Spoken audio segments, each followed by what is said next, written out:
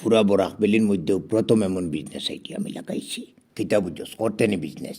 এখন কুকুরের বিজনেস তুই কেমনে করবে রে বাবা? তোরে আমি কিতা জিজ্ঞাসি, তুই করবে নি বিজনেস? থাকতে নি আমার লোকে। এখন কুকুরের কারবার খসাই শুনিয়া অবাক লাগে। পয়সা আইজ নাই খাইলাই যাব, এর লাগি তুই কুকুরের কারবারও লাগি জিতিনি। ইকানো হারবারের মাত কইতে কেইলো, তুই কিতা গল্লিত বুয়ে বেশি টেনে রে বাবাই। আগলস বিজনেস করতে কুকুর কিতা বেচা কিনা নি? কিনা নাই, শুধু বেচা।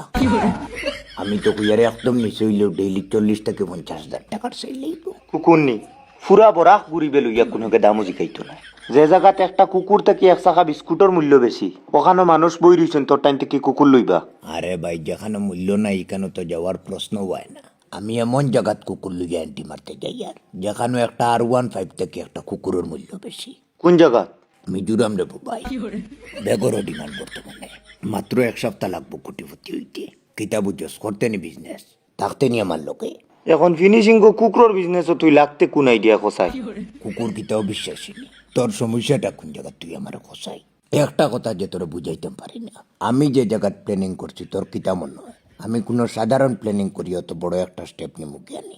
সব ঠিক আছে ভাই, তুই ইটা কুকুর টুকুরের প্ল্যান ক্যান্সেল করিলা। ইটা তুই মুখে জেলা করে বাস্তবে বহুত কঠিন আছে। 1 নম্বরে কুকুর লইয়া তোরে গেইটও ওয়াকটাই লিব। সে একটাই তো গেইটো। আরে ভাই, তারার লগে কিছু লইয়া উঠতে কোনো দৌড়া নাই, কোনো দৌড়া নাই। তারার লাগে কিছু লইয়া উঠতে, এই তারার এখান থেকে কিছু লইয়া নামা ধরলেও একটাই তো। আর আমরা তো শুধু উঠতাম রে ভাই। আচ্ছা ধরলাম গেইটও তোরে খেয়ে ওয়াকটাইল না। ও যে কুকুর টাইন লইয়া তুই মিজোরামর টার্নিংগর মাঝে যাইবি, রাস্তাত কুকুর বেউস হই যাইবা। তুই এখন মাতস রে ভাই। প্ল্যানিং তো আমি করছি না নি। কুকুরের সেফটির চিন্তা যদি আমার না থাকতো, আমি কি আর শখ করি 9 মাস থেকে বুঝে সাইরঙ্গ এক্সপ্রেসের অপেক্ষা করতাম?